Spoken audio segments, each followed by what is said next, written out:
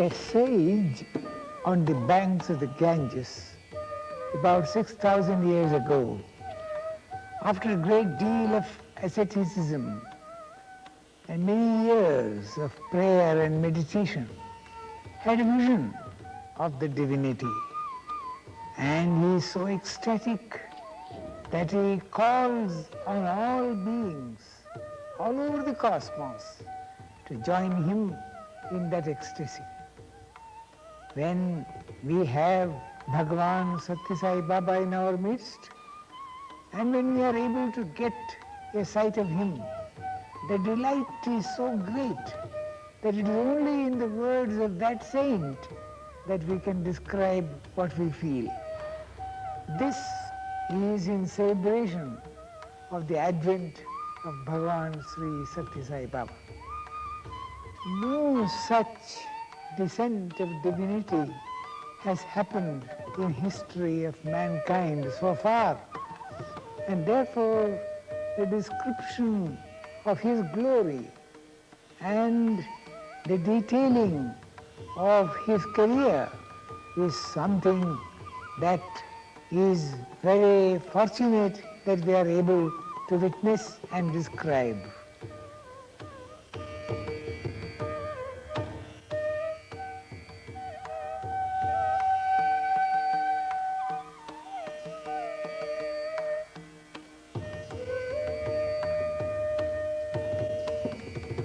Baba himself has said that it is the prayer of those who are anguished and in agony that has induced him to come into this human form.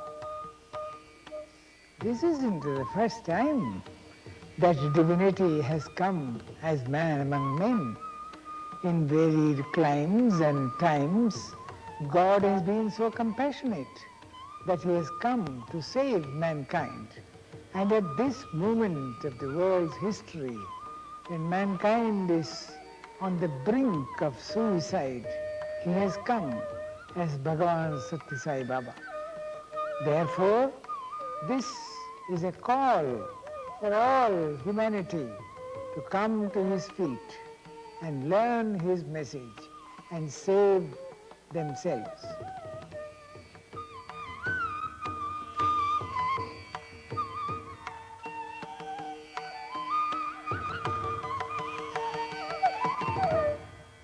Bhagavan has got at the headquarters of this great movement to save mankind, Puttaparti, a tiny village in the ancient land of India. And we shall see how that Puttaparthi is resplendently attracting all mankind towards it. Puttaparthi is a gem that is planted on the green meadows, surrounded by a ring of hills, and there is a stream, Chitravati, flowing nearby. It is the abode of Sanatana Sarathi. That is the name that Baba has given for himself. He is the eternal charioteer. He directs every one of us who are in this chariot of the body along the road to salvation, not only of you and me, not only of here and now, but of since the ages, when living beings appeared upon this earth. When that time he has been the Sarathi, the charioteer, the Sanatana Sarathi, the eternal charioteer. Prashanti Nilayam means the abode of peace. It is not a temple, it is not a mandir or ashram. Bhagavan's seat is the abode of the highest peace. We invite you to Prashanti Nilayam and you come and join the gathering. And how shall we proceed to meet the Bhagavan? Bhagavan is all the gods that have appeared so far upon the earth. And so, for various people. He appears in various forms. The one Bhagavan is being seen as Christ, as Jehovah, as Buddha, as Ram or Krishna, according to the predilections and the attitudes and the prayers of the person who views him. But when he comes near you and you clasp his feet, you find that the feet are so soft and sweet and fragrant that it enters your heart, and you are soft and sweet and fragrant forevermore. Bhagavan says that there is only one God and He is omnipresent. Bhagavan is omnipresent.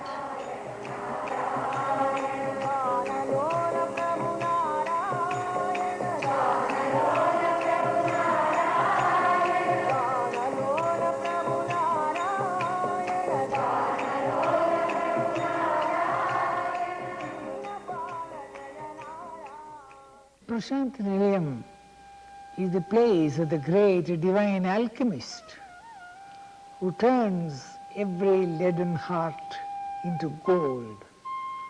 Transformation is what happens to everyone who comes to his lotus feet. And he brings back to life the drooping and the dead. Dead to all goodness, dead to all righteousness, dead even to enter upon the road of the pilgrim.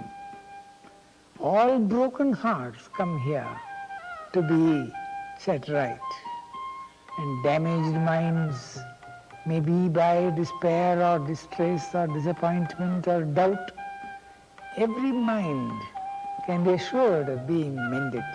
And it's a school. We have got in the ordinary alphabet only one D, but this Atmic alphabet that Bhagavan teaches has got 3 Ds: duty, dedication, devotion. It has got 4 Fs: follow the master, face the devil, fight to the end, finish the game. 4 Fs, not 1.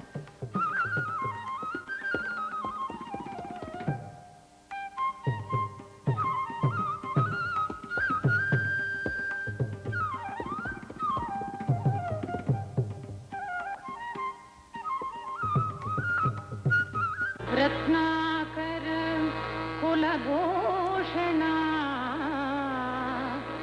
राजीवनयना Sai Narayan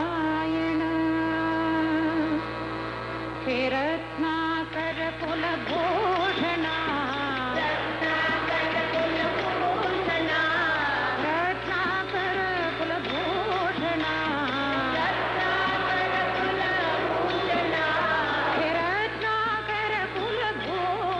The night of Shivaratri, the dark of the moon, symbolizes the mind when the moon is in its 16th phase only. A 16th fraction of the mind remains to be subdued, suggesting its nearness to the goal of self-realization.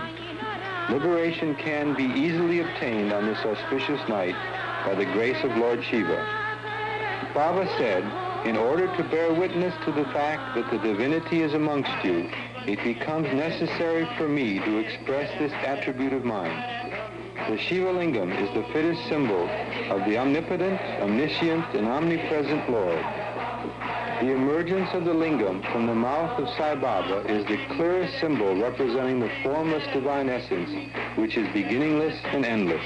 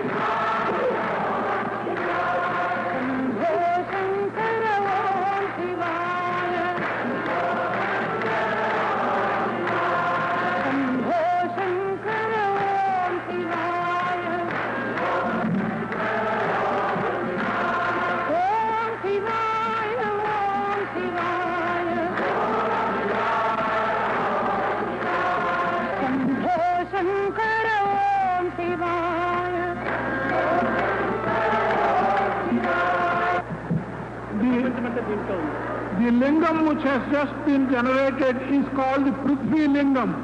The entire creation and the world is contained in that lingam.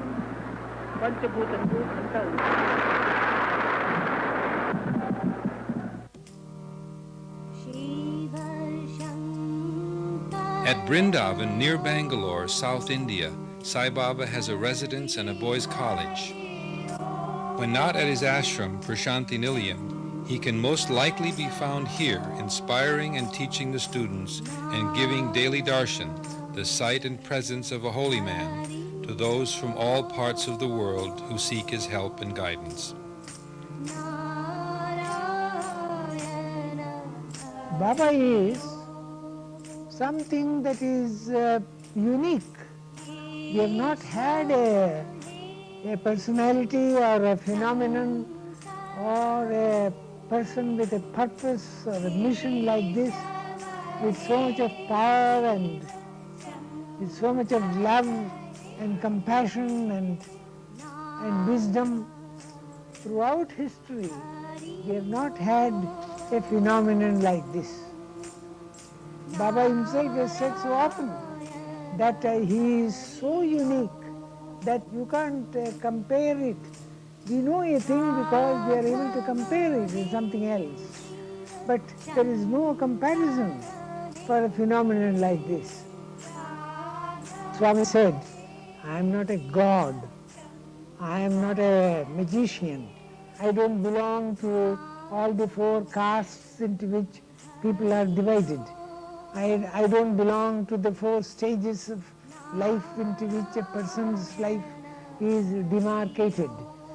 I am Sathya Bodhaka. I am a teacher of truth. I have come as the teacher of truth. Courage is what he wants us to learn, so that we may not fall into either hypocrisy or a lie or falsehood or cleverness. All that comes because we are afraid. Fear not. That is the message.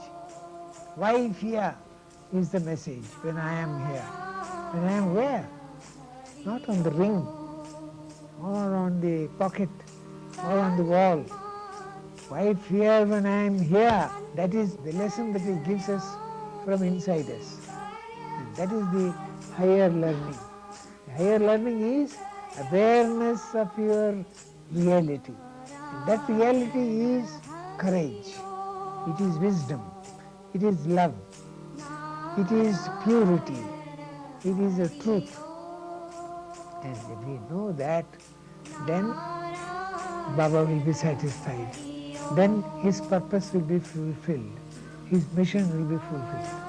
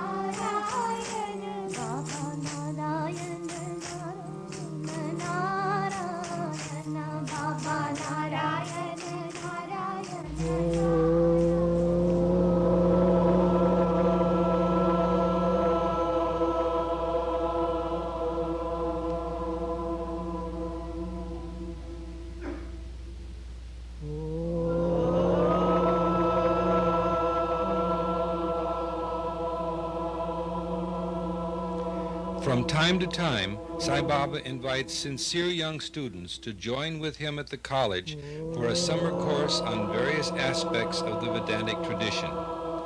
During one such summer course in 1973, Sai Baba's pet elephant, Sai Gita, joined into the spirit of the occasion, paying homage to its guru.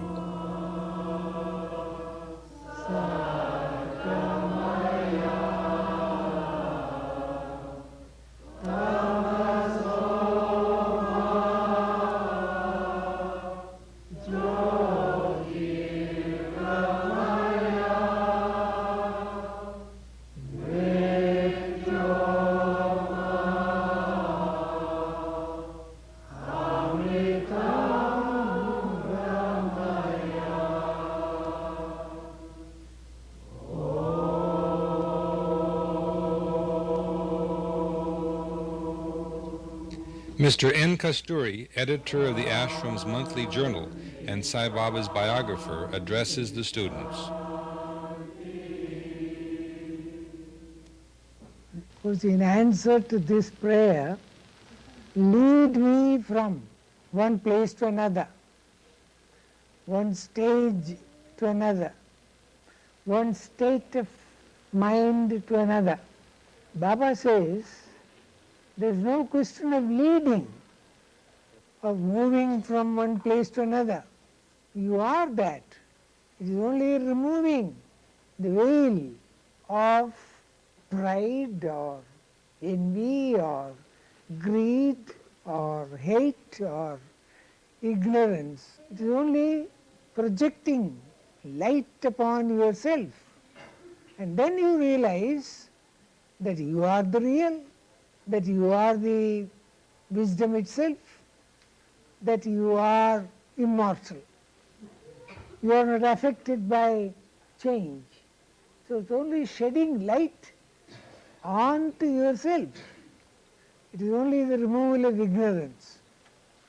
And it is because it was considered to be a very complicated affair, and that you have got to depend upon somebody or some guru or some teacher, that you have got to depend upon him, that you are separate from him, that we are small and they are big, that we are weak and they are strong. This kind of distinction that you make between yourself and the great power that is in you. I am weak, I am ignorant. All that kind of feeling has got to be removed. That is why Baba addresses, it may be 20,000, it may be 2, but he addresses them as Divyatma Swarupalara. He sees only the Atma in us, the real in us, the truth in us. And it is to make us know this truth that the formless has taken this form and come into our midst. Jai Sai Ram.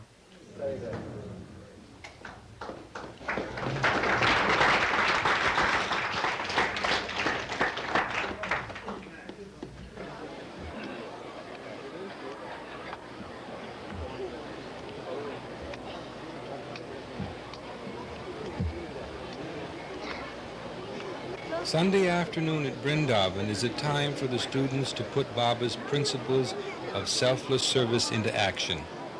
Work groups clean the compound and prepare food for distributing to the poor. First, confidence. Where there is confidence, there is love. Where there is love, there is peace. Where there is peace, there is truth. Where there is truth, there is God. Think about all this God. Duty is God, work is worship. Think like that. God is in you, with you, above you, below you, around you. He is always with you. You are God. True God. Think about God. God is everything. He will do. Without grace, God's grace.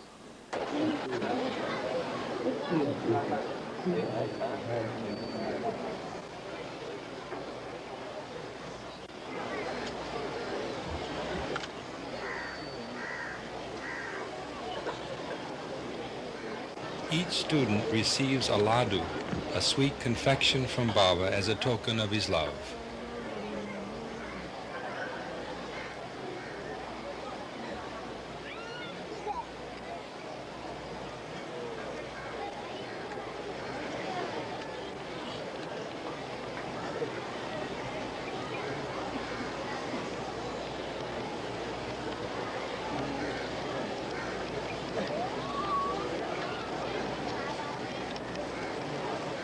Here, Sai Baba distributes the food prepared by the students to those in need, and by his example inspires his devotees throughout India and other parts of the world to engage in acts of selfless service.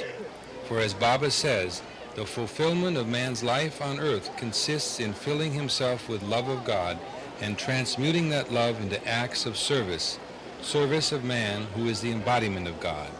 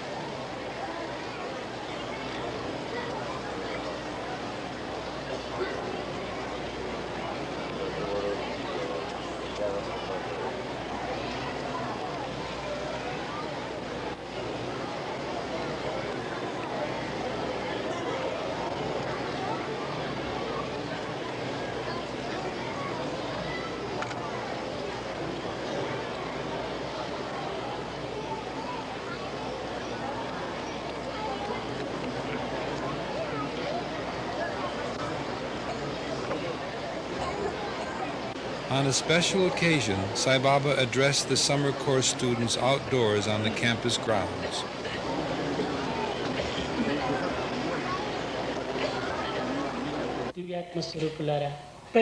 Embodiments of the divine Atma, by forgetting his own true nature and being carried away by the pleasures of the external world, which are but fleeting and superficial, and by trying to secure and experience such material pleasures, man fritters away his life, he fritters away his time.